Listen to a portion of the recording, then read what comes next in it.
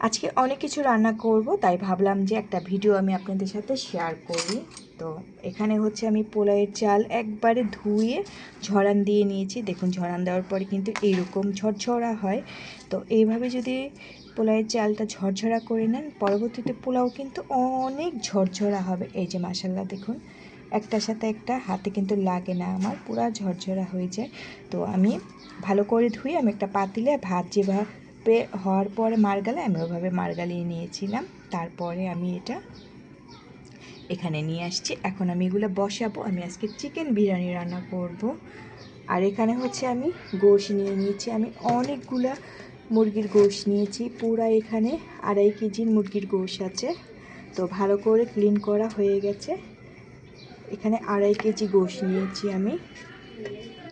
তো অনেকগুলা গোশ নিয়েছি। এখন আমি সবগুলা গোশ ভালো করে ধুয়ে নিয়েছি, একবার সাদা করে ধুয়েছি।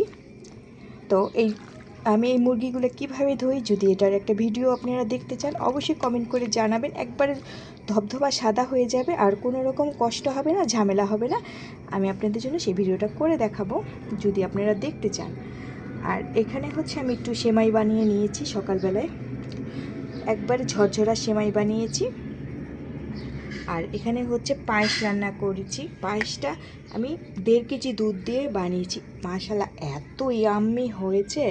আমি 1 বক্স করেছিলাম, এখন আমার আধা বক্স আছে। আমার অর্ধেক বক্স কিন্তু একবারে শেষ হয়ে গেছে। আমি ডিমগুলো সিদ্ধ করে নিয়েছি। এখন আমি সবগুলা ডিম ছিলে আমি এখন তাড়াহুড়া করে রান্না বসাবো। সালাদটা এখনও করি নাই, যখন আমি রান্না শেষ করব দেন একবারে আমি সালাদ লেবু সব খুব কুচি কুচি করে নেব। এখন আমি এটা করি নাই। তো আরও এখানে অনেক কিছু আছে, তো সব কিছু শেয়ার করছি এখন আমি আপনাদের সাথে। আমি এখানে চটপটি পুরা আধা কেজি ডাল আমি একবারে ভিজিয়ে ফেলেছি। তো চটপটিটা আমি আজকে বিকালে চটপটি করব, তাই একবারে প্রেশার কুকারে আমি একবারে দিয়ে নিয়েছি, শিক বাজিয়ে নিয়েছি। আমি 3টা শিক দিয়েছি, কারণ গতকাল রাতে ভিজানো হয়েছে, তো বেশি একটা শিক দিইনি, জাস্ট 3টা শিকেই আমার হয়ে গেছে। আর আমি তো অনেকগুলো ডিম সিদ্ধ করেছি, ওখান থেকে আমার চটপটিরও ডিম হয়ে যাবে। আর এখানে হচ্ছে ফুচকা আমি নিয়েছি।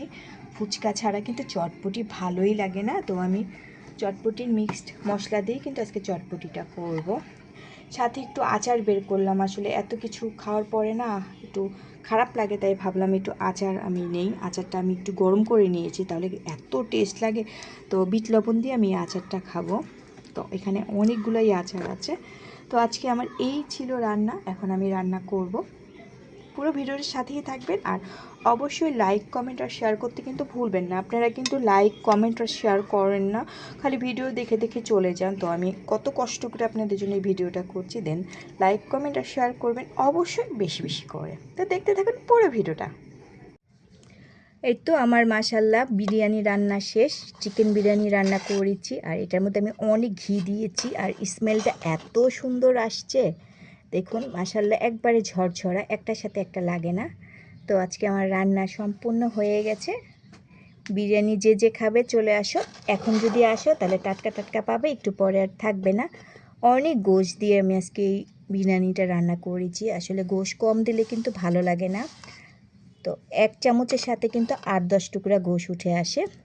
তো আমার এই বিরিয়ানিটা কেমন হয়েছে অবশ্যই সবাই কমেন্ট করে জানাবেন। তো আজকে আমার ভিডিও এই পর্যন্ত, দেখতে থাকুন পুরো ভিডিওটা।